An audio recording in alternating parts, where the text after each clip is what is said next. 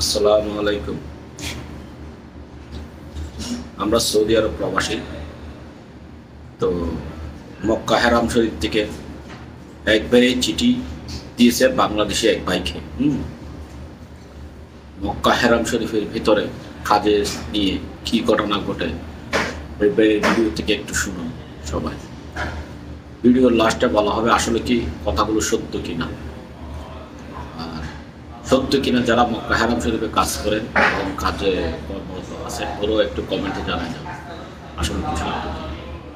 এটি সৌদি আরবের মক্কার হারাম শরীফ বা হেরেম শরীফের ঘটনাটা একটু অন্যরকম। এমন ঘটনা নিয়ে আগে কেউ আমাদের কাছে লেখেনি।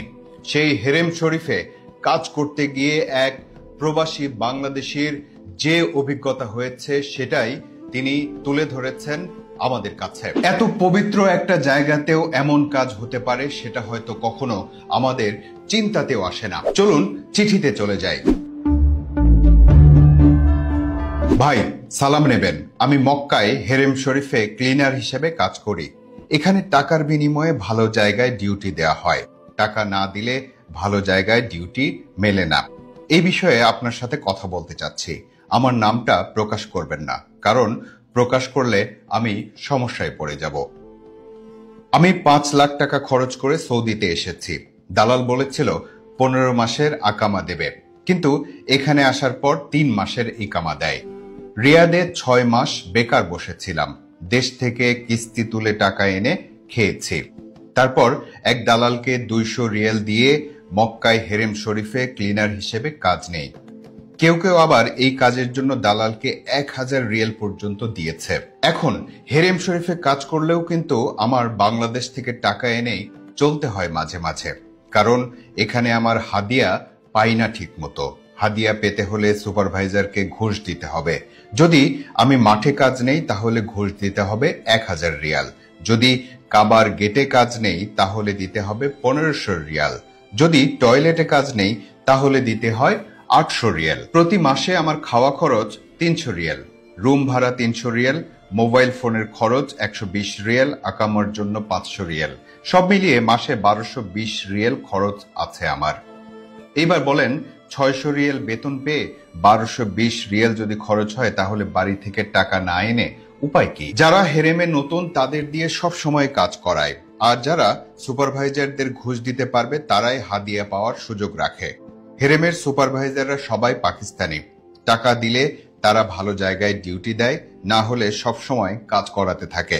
বেশি কথা বললে চাকরি থেকে বের করে দেবার ধমক দেয়। এভাবে চললে আমরা কিভাবে কাজ করব বলেন? আমার তো খাওয়ার টাকায় থাকে না, ঘুষ কোথা থেকে দেব? আর আমি যদি এই বিষয় নিয়ে দায়িত্বে থাকা সৌদিদের বলি তাহলে হয়তো সুপারভাইজার আমাকে মিথ্যা মামলা দিতে পারে। তাই আমি চাচ্ছি আপনি ভিডিওটা এমনভাবে তৈরি করেন যেন সৌদি সরকার বিষয়টি জানতে পারে।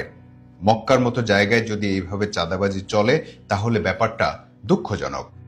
বিষয়টা নিয়ে আপনি যদি একটা ভিডিও বানান তাহলে এই ভিডিওটা বাংলাদেশে যে সৌদি রাষ্ট্রদূত আছে উনি হয়তো তদন্ত করার জন্য সৌদি আরবে কাউকে বলবেন। তখন হয়তো এই দুর্নীতির সমাধান হবে।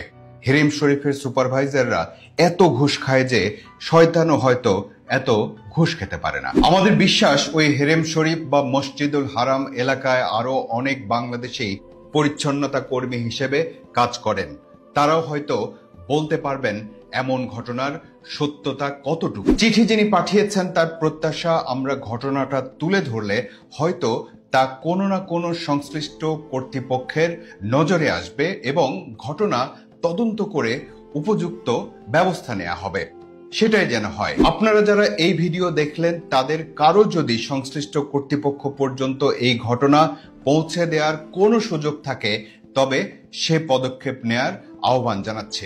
ভালো থাকুন, ভালো লাগলে ভালোবাসুন।